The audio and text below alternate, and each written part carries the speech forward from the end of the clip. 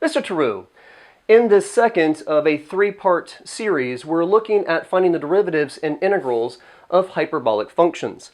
As we scratch the surface in our calculus class of these hyperbolic functions, we're looking at our basic introduction in video 1, this derivative and integrals lesson in part 2, and in part 3 we're going to be dealing with the finding derivatives and inverses of the integrals, of the inverse hyperbolic functions. I'll have the links to those other two videos in the description of this lesson. Now, in this particular lesson, we're going to be doing 5 examples. I'll also have timestamps to those 5 examples in the description as well if you need to skip around and not watch the entire video, though of course I hope you do. We're going to be using these 6 basic derivative rules and 6 basic integration rules through these problems, and we're also going to discuss sometimes when we get done finding the derivative or integral that maybe we need to work with the solution that we got to match an answer that we're getting out of a calculator or the solutions guide to your textbook or that you're getting from your teacher.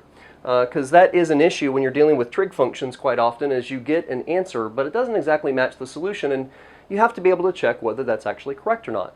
So we have here, hopefully we find to be a fairly straightforward example as our first example. Y is equal to the natural log of the hyperbolic cotangent of 2x. Well, y prime, or dy dx, is going to be equal to, we know that the derivative of a natural log function is u prime over u, and the hyperbolic cotangent, of course, we can clearly see is inside the natural log function, so that is our u, and thus it's going to be our denominator. And we need that u prime on top. Well, the derivative of the hyperbolic cotangent of u is negative u prime times the hyperbolic cosecant of u squared. Oh, and while I work with these derivative and integration rules, you'll find that they look very, very similar to the derivative and integration rules that we learned for our basic trig functions. But please be careful and note that if you have to memorize these integration and derivative rules, your teacher may not be requiring you to memorize these because we don't do that much work with hyperbolic functions in calculus. It comes more into play when you get into your differential equations class. That, like we know that the derivative of sine is cosine, but the derivative of cosine is negative sine. Well, when you're dealing with your hyperbolic functions, you don't have that negative coming in there. As well, when you take the derivative of secant, it's secant of x times tangent of x. Well, when you're dealing with hyperbolic functions, you do have a sign changer. You have that negative u prime hyperbolic secant of u times hyperbolic tangent of u. So these aren't exactly the same as the derivative and integration rules with tangents, with your trig functions, but it's close. So anyway, getting back to finding the derivative of hyperbolic cotangent of u, we need to multiply by the negative u prime, or the inside function, find the derivative of that inside function for hyperbolic cotangent, which of course is going to be negative 2, and it's going to be negative 2 times hyperbolic cosecant of 2x squared. And that is it. That is the derivative. But it may not match what you see in the back of your solutions book or solutions guide. So how could we change this or manipulate it a little bit to possibly match that solution? And if you're taking a standardized test, you could very well just be able to stop here. This is about maybe matching your answer to a multiple choice or, again, a solutions guide. Well, negative 2 cosecant, hyperbolic cosecant is still that idea of it being the inverse of sine, or now not inverse, but reciprocal of hyperbolic sine. So we have negative 2 over hyperbolic sine of 2x squared all over hyperbolic cotangent is hyperbolic cosine of 2x over hyperbolic sine of 2x. We have a fraction over a fraction. Now, of course, we understand that means that when we divide by a fraction, we actually multiply by the reciprocal. And when we do that,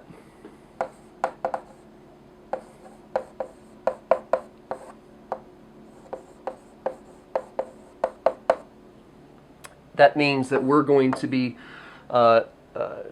multiplying by a fraction that has a factor of hyperbolic sine in the numerator, being able to cancel with one of those two in the denominator, and we get negative 2 over, well, hyperbolic sine of 2x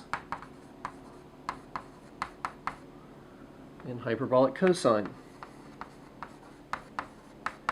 of 2x. Okay, great. Well, then maybe you look at the multiple choice solutions or multiple choice answers you have to choose from, or you look at the solutions in the back of your book, and none of them match this particular answer. But what you see maybe is something with an angle measure of not 2x, but of 4x. Well, let me get my picture out of picture-in-picture out of here and look at the hyperbolic identities that we used in our first lesson, and note that we have a double angle identity for the hyperbolic sine that looks very, very similar, basically, kind of exactly the same as that double angle identity for the basic trig function of sine. So what is going on here is if we could just get a coefficient of 2 down here in the denominator, we'll exactly match this hyperbolic identity. Well, just multiply the numerator and denominator by 2. And voila, there is our double angle identity, and a final simplified version of this answer is going to be negative 4 over, well, my inside angle measure here is 2x. We're using that double angle identity. 2 times hyperbolic sine of something times hyperbolic cosine of something is the hyperbolic sine of an angle measure, or value that's twice as large. Well, that's just simply going to be 4x. And that is the end of our first example. For our second example, we are going to find the equation of the tangent line to the graph of the function y is equal to x raised to the hyperbolic sine of x at the given point of 1, 1. And finding the equation of a tangent line at this point should not be too terribly difficult either. I'm just choosing this as our example because we have a variable base and a variable exponent, and just making sure you remember how to deal with those kind of functions. So we have y is equal to x times, or raised to the hyperbolic sine of x, and we know how to deal with functions, or we can easily deal with functions. We know how to deal with this, but we know how to easily deal with functions with a variable base and with a variable exponent. But having a variable base and a variable exponent means that we need to bring in the idea of most conveniently a natural log function to allow us to get that variable out of the exponent. So we're going to take the natural log of both sides of this equation.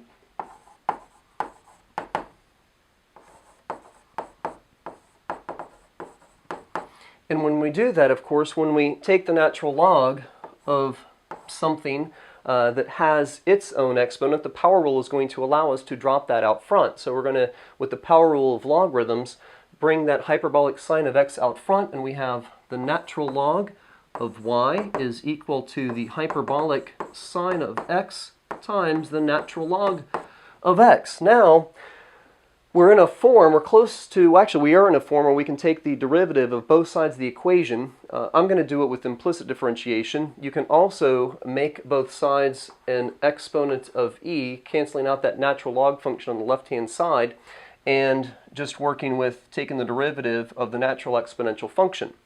And that's not a big deal. Sometimes the implicit differentiation takes a little bit less work, that's all. So we're going to take the derivative with respect to x on the left and the right-hand side of this equation, meaning we're doing it implicitly. The derivative of the natural log of, of u is u prime over u, so we're going to have y prime over y. And on the right-hand side, we're going to, again, taking the derivative with respect, and actually, if you do have a little bit of an issue with this, you can remember like the derivative of the natural log of x is 1 over x, so the derivative of the natural log of y is 1 over y, but then because we're taking the derivative with respect to x, and our variable in here is y, it's 1 over y times dy over dx. Well, that dy dx is my y prime that I have in my numerator. Okay, probably didn't need that, but just in case you did, wanted to clarify. On the right-hand side, we have We're going to take the derivative of two variables being basically multiplied together, this hyperbolic sine times the natural log function. So, of course, we're going to use the product rule. The derivative of the right-hand side is the first times the derivative of the second. So we have the hyperbolic sine of x times 1 over x plus the, what did I just say here? First times the derivative of the second plus the second times the derivative of the first. So plus the natural log of x times the derivative of hyperbolic sine of x is just simply hyperbolic cosine of x. Okay, now I'm looking for of course, if I'm going to find an equation of a tangent line, I need a point and a slope. Well, I have the point, I just need the slope. I need the y prime, or the slope of, this function at 1, the slope, of course, coming from the derivative function. And just to clean this up a little bit, I can leave it in this form, but I'd like to write this as a y prime by itself and then have all the variables on the other side. Or basically, I'm going to write for you y prime in terms of x. So we're going to have y prime is equal to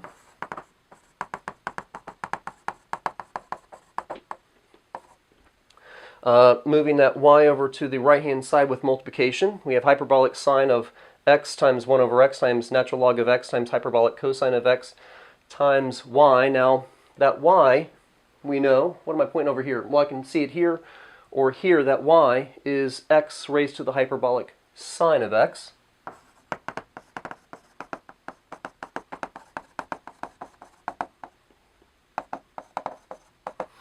And I just wanted, that's not really necessary for the problem, I just wanted to see the y prime in terms of x. Now, that's just for academic purposes. If we're going to find the slope of our derivative at 1, 1, I have an x and a y. I could have put the y value of 1 here and the x value of 1 everywhere there's an x, or now that I've got it y prime in terms of x, I can just use the x value of 1. Again, I just wanted to review that. So we have y prime is equal to, I'm going to take everywhere there's an x and plug in a value of 1.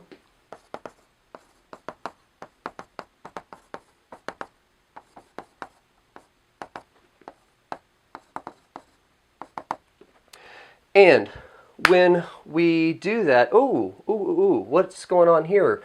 When I brought that y over, that should be wrapped in parentheses.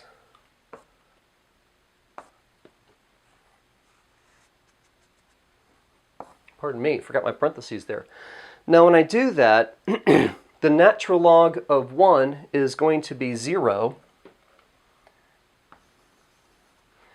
And what we end up with is, now the hyperbolic sine of 1 is not just simply 1, but you have 1 being raised to any kind of given power, which of course is still just going to be 1. So really, right off the top of my head, not really, this is going to come out to be, again, with that being 0, 1 to any power is still going to be 1. We're just looking at what the value of hyperbolic sine of 1 is, and that is approximately equal to 1.1752. And now we have the slope of, approximation for the slope of this function at the point 1, 1, and a little bit of review of implicit differentiation and a reminder of how to deal with that variable base and variable exponent at the same time. And now we're just going to use the point slope form of a line to write the equation of our tangent line.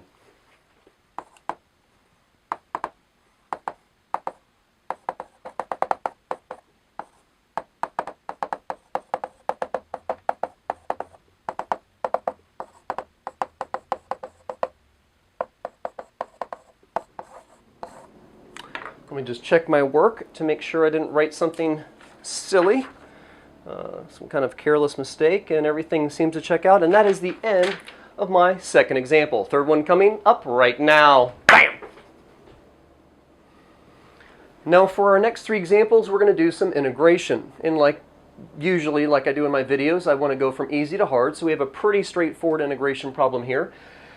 We're going to find the integral, the indefinite integral of hyperbolic sine of the square root of 2x over square root of 2x dx. And we can see that inside of our hyperbolic sine function, we have that square root of 2x, and that's probably a good place to start looking for that u substitution. For this first example, we're going to, with a u substitution, make this exactly match one of these basic integration rules. So we have let u equal the square root of 2x, or 2x to the 1/2 power. And then du is going to be equal to, using the chain rule to take the derivative of this expression, 1/2 times 2x raised to the, of course, reduce that power by 1. And now because this is not just a simple base of x, we have another inside function multiplied by the derivative of that inside function, which is going to be 2 dx. And our 2's here cancel out. The multiplication and division of 2 cancel out, and we have that du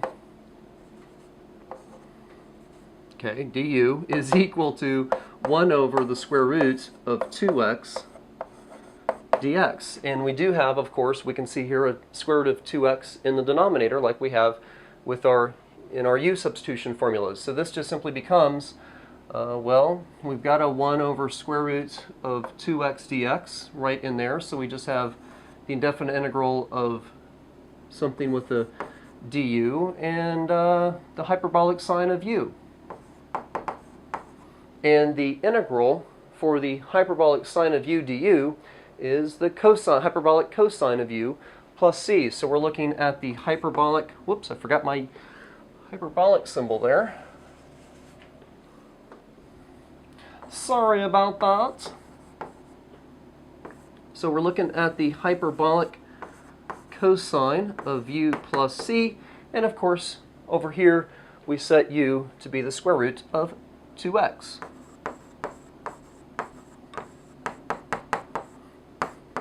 And that's the end of our first example. Let's get to some integration examples that are a little bit more interesting. For our fourth example, we're going to be finding the indefinite integral of 1 minus hyperbolic tangent squared x over hyperbolic tangent of x dx. Okay, so a little bit more going on than the last problem. And if you let the numerator be u, might seem a little bit, don't know if that'd make complete sense, because we have I don't know if when we'd have like a u prime in the denominator, but if you said let u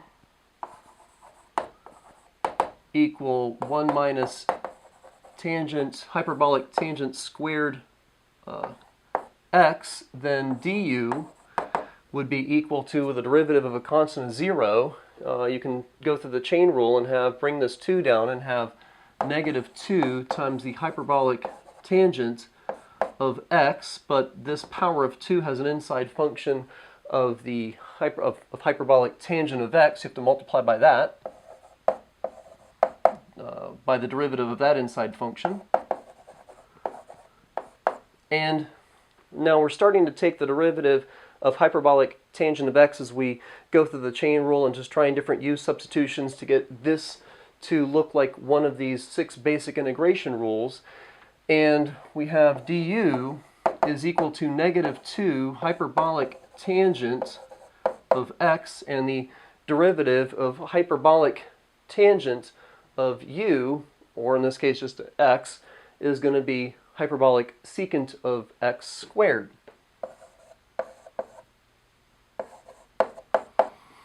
Okay, well, I don't see, with trying to let this entire numerator be u, we end up with a du statement with hyperbolic secant in it, and I don't see hyperbolic secant anywhere in this integral. So we're going to have a problem, and even if I let the denominator be u, I'm still going to have a problem getting some kind of perfect u substitution to get this to match one of these integration rules. But if you keep in mind those hyperbolic identities that we were introduced to in this section and that I went over in our previous, our first lesson in the series, that we have some identities, and maybe right there we have an identity that pulls together the functions of hyperbolic tangent and hyperbolic secant. And that's really nice because we see that the derivative with respect to x of hyperbolic tangent of x is secant squared.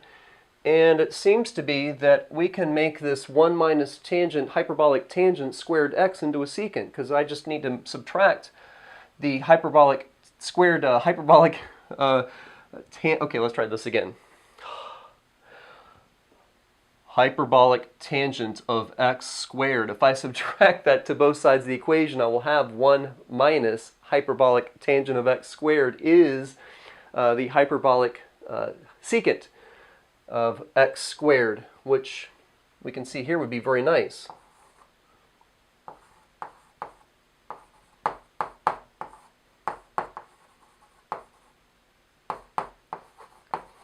Okay, well, when we do that, so I don't want to go through the idea. Sometimes it gets a little bit cumbersome to always do a u substitution to try and get these integration rules to exactly match, you know, whatever rules that we have now that I've moved it down off the screen.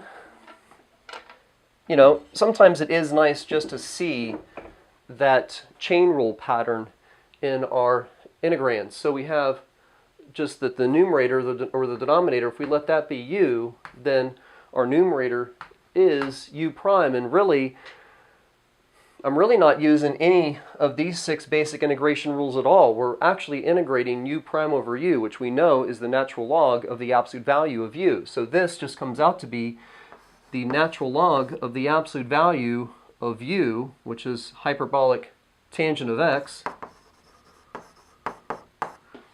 plus c. And that is the end of our 4th example. We just got one more to go.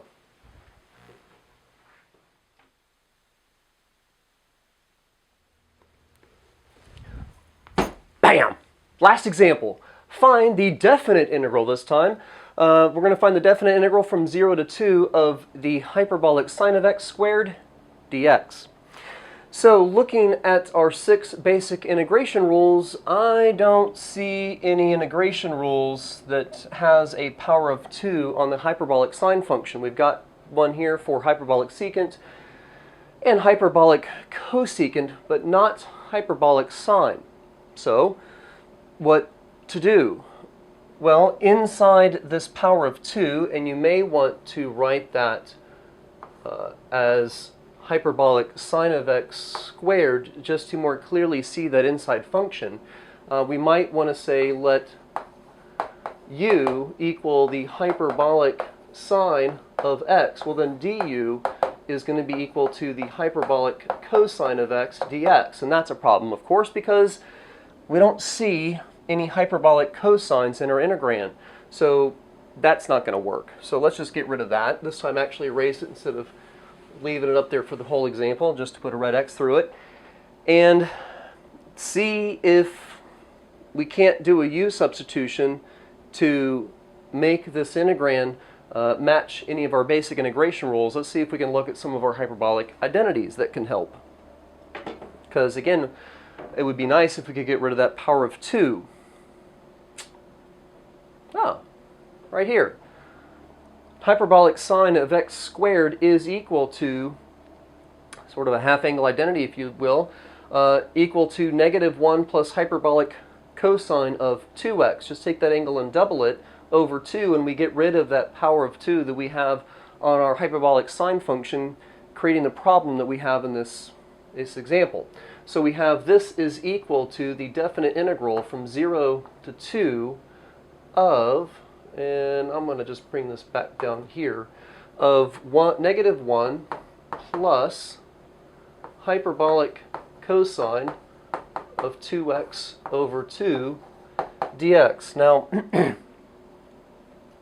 for clarity's sakes, we can take this 1/2 that we have here and move it out front, and maybe that would be a good idea. I'm going to write this as 2 separate fractions instead of one big one.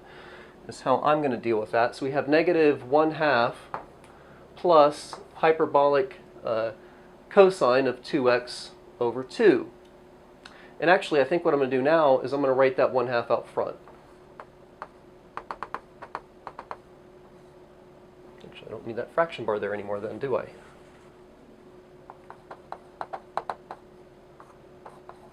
Now, the reason why I'm leaving a little bit of space there is, and actually now I'm thinking I might need a little bit more, is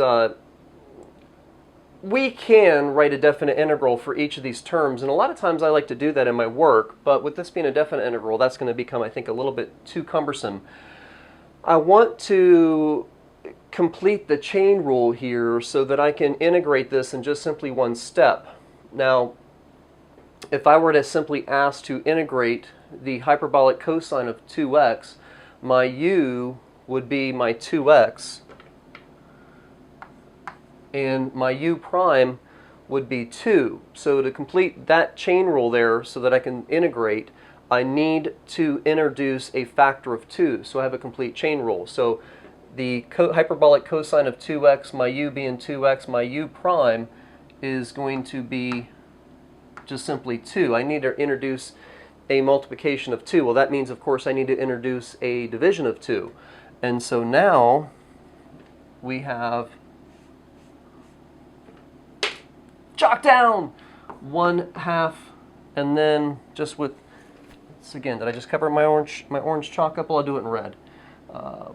Times, orange chalk is in my left hand, times 1/2. So I'm bringing in a multiple of 2 to complete the chain rule from my u inside my hyperbolic cosine function, and to cancel out that new multiplication of 2 I've got in here, I'm dividing by 2. So we are going to take the definite integral from 0 to 2 of negative 1/2 plus 1/4 of 2 hyperbolic cosine of 2x dx. Excellent. Now, the integrating here now, we have this is going to be negative 1/2 x, and the integral of hyperbolic cosine is hyperbolic sine. Just to get this up here so you can see it. Right here, the integral of hyperbolic cosine is hyperbolic sine.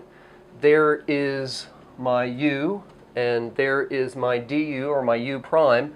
And so I've got that chain rule pattern set up and complete, and I can just write plus 1/4 of the hyperbolic sine of 2x with my upper and lower limits of 2 and 0. Now plugging those in, we've got negative 1/2 times 2 plus 1/4 times the hyperbolic sine of 2 times 2 minus parentheses, because there's a couple of terms in here. Don't want to forget them like I did in my previous example. Now plugging in 0, we have negative 1/2 times 0 plus 1/4 times hyperbolic sine of 2 times 0. And obviously it's going to be 0 there. And just checking my work, let's see, we have got that, just to clarify this a little bit for you, we've got negative 1/2 times 0 is 0. And remembering, if you watch the first lesson, how the hyperbolic sine function passes through the origin 0, 0. So the hyperbolic sine of 0 is going to be 0 as well, and that's going to have no effect on our final answer. And negative 1 plus 1/4 of the hyperbolic sine of 4 is approximately equal to, right off the top of my head, 5.822. And that is my lesson for finding derivatives and integrals of hyperbolic functions. I'm Mr. True. Go do your homework or watch part 3 in the link below.